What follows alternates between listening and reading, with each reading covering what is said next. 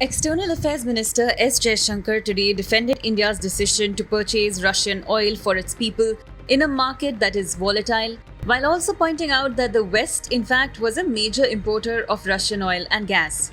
He made the remarks in the presence of visiting British Foreign Secretary Liz Truss at the India-UK Strategic Futures Forum. Jaishankar said, "When the oil prices go up, I think it is natural for countries to go out into the market and look for what are the good deals for their people.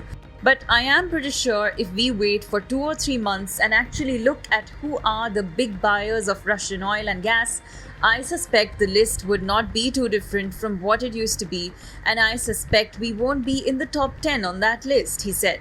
British Foreign Secretary Liz Truss was deeply critical of Russia's invasion of Ukraine and said at the forum that her country, along with the other G7 nations, had targets to cut their dependency on Russian oil and gas by the end of this year. Truss was also asked about India's decision to buy discounted oil from Russia. She said India is a sovereign country and she's not going to tell it what to do.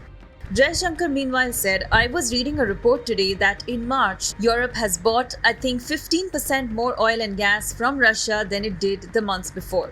If you look at the major buyers of oil and gas from Russia, I think you will find most of them are in Europe." Jaishankar added that India gets the bulk of its energy supplies from the Middle East and around 7.5 to 8% from the United States, while the procurement from Russia in the past was less than 1%.